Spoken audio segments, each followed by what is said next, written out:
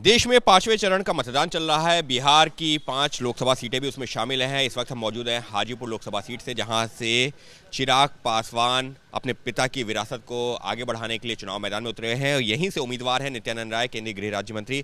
नित्यानंद जी, यहाँ पर मतदान तो हो रहा है, लेकिन तेजस्वी यादव ने बड़ा दावा कर दिया है कि 300 पार इंडिया गठबंधन। सबसे पहले तो हम आज पांचवें चरण के सभी मतदाता भाइयों बहनों से अनुरोध कर रहा हूं कि सभी लोग लोकतंत्र के इस महापर्व में सम्मिलित हो और भारी से भारी मतदान करें, ज़्यादा से ज़्यादा लोग मत का उपयोग करें।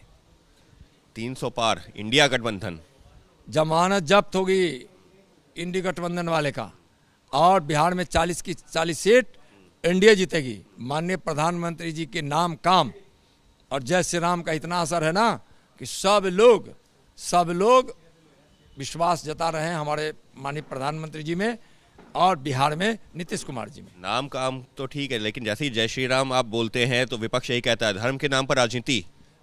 श्री राम किसी धर्म के नहीं, वह मर्यादा के प्रतीक है। यहाँ कण कण में राम विराजे हुए हैं।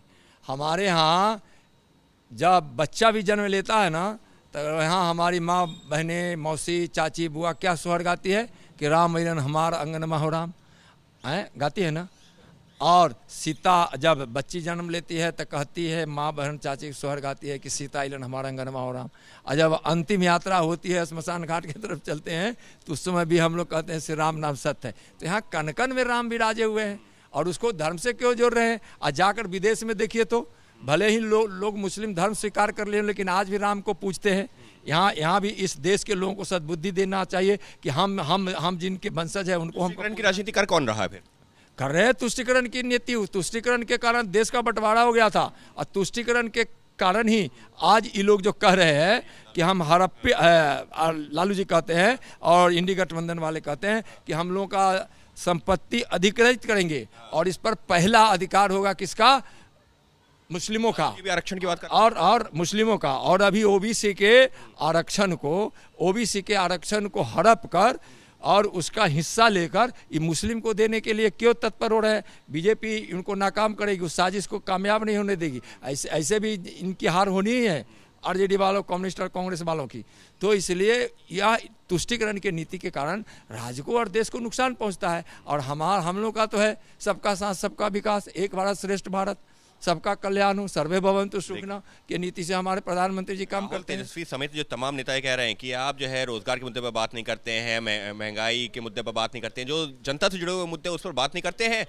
धर्म कर्म अडानी अंबानी का वो लोग आरोप घेरते हैं, भारत पाकिस्तान की बात होती है। इस देश को रोटी भी चाहिए और इस देश को राम भी चाहिए, दोनों चाहिए। इसलिए कि हाँ रोटी भी चाहिए तो सम्मान के साथ चाहिए, जो हमारे प्रधानमंत्री जी दे रहे हैं। इन लोगों को पता नहीं राम के नाम से क्यों नफरत है। और आज देश से गरीबी किसी ने मिटाया था क्या?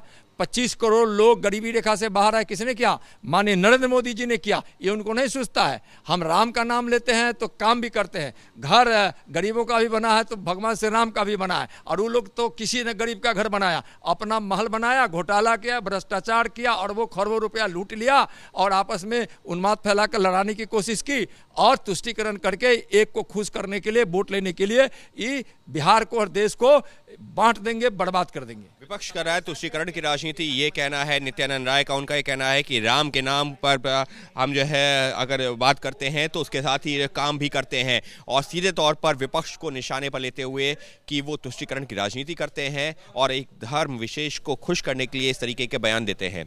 सहयोगी कैमरा पर्सन राजेश कुमार के साथ अंकित गुप्ता, एबीपी न्यूज़, हाजीपुर।